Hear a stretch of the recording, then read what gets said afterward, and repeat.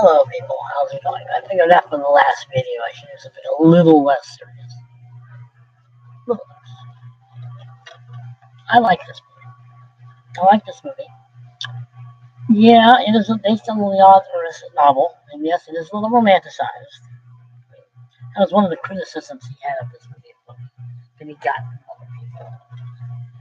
Inspired by Leon Ernst's international bestseller, this extraordinarily moving, and it is, chronicles the rebirth of a people and the establishment of a nation. It's the ultimate experience in human drama. Nominated for 3 Academy Awards and winner for Best Score, Exodus is an exciting, dramatic, scenic, panoramic, deeply moving masterpiece. And it's a good movie. It is a good film. Yeah, it is a little sanitized. I'll get to that. Ari Benkinen, Paul Newman. Well, if you understand his character from the book, from the movie, you have to read this book. Because this book talks about what he's kind of referring to in the movie. When he talks about the Haganah, this is who this is. This is where they came from. It's a good book, by the way. Anyway, Ari Benkinen, Paul Newman, commander of the Israeli underground, manages to lead 600 Jews from the destination camps of Cyprus onto a large freighter bound for Palestine. It was called Palestine at that point. But the British forces soon learned of his plan and necessity turned back. Undaunted, Ari and his 2 passengers refused to give up, risking their lives for the greater cause of Israeli independence. It takes about an hour and a half, 2 to 3 hours long. It takes an hour and a half for them to finally all get there on their way to Palestine, which will be Israel eventually. It's a good movie, don't get me wrong.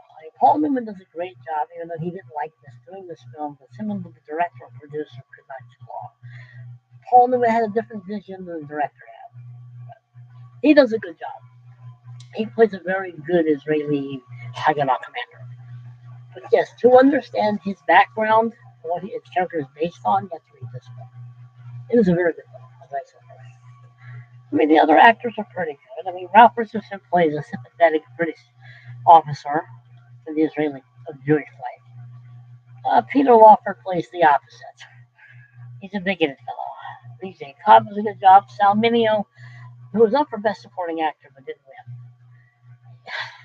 He does an okay job. He does a very good. Some of his scenes he's very good at. Some scenes he's just not. But for the most part, he does a good job in this film. One of those who smuggled in.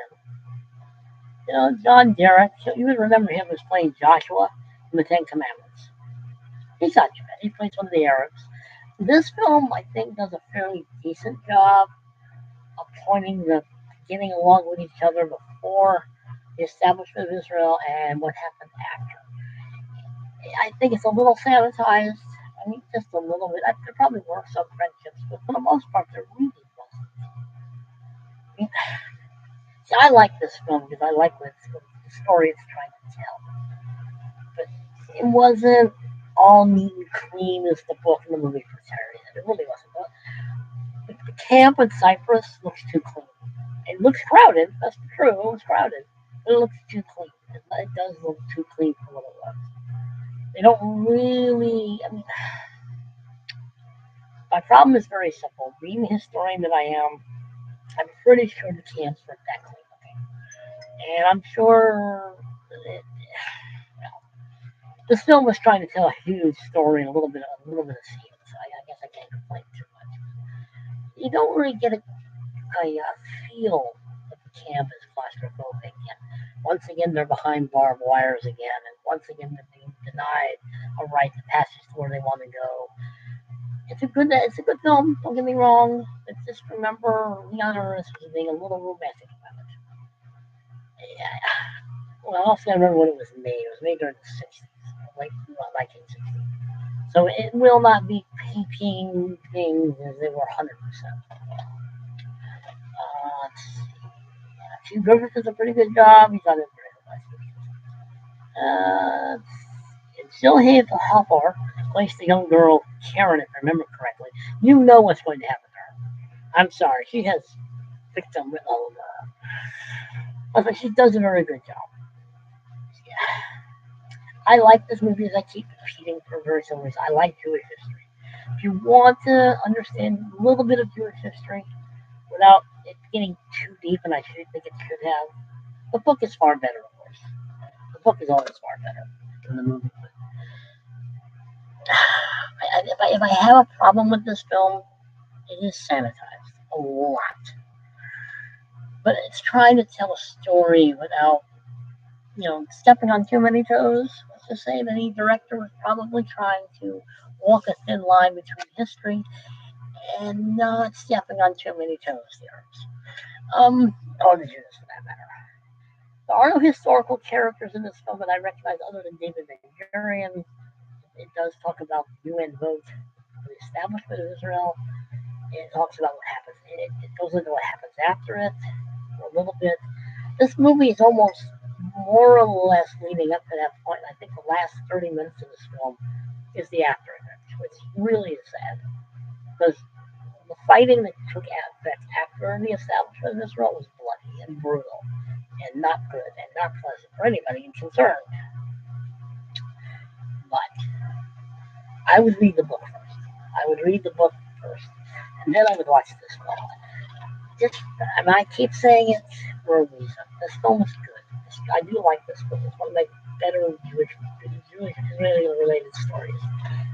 Not number one on my list. That would be Fiddler on the Roof. That's but yeah. I like this movie because I like Jewish history. It's worth watching because the acting is pretty good. The story is pretty good, and as I keep saying, a little sanitized, a little romanticized. Paul Newman didn't like this film too much, only because not the film itself, because him and the director did not see eye to eye. I think it could be a little more realistic. Might be the better word for it. More realistic when it comes to the camp in Cyprus, and when it comes to what happens when they got there. It describes the Haganah very well. It describes the other group. The other group is more terrorist than Haganah. Haganah is trying to find other ways of getting independence without becoming terrorists. And the other group is a terrorist group. And it isn't about family dynamic in this film. It is about what family Sigler is.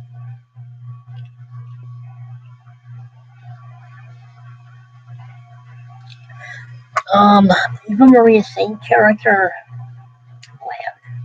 I'm sorry, but her character is just a typical, you almost want to call her, not a Karen, but almost a white savior complex kind of character. She wants to save Karen. She knows what's best for Karen. She knows what's best for this young girl. This young girl just wants to find her dad. She does.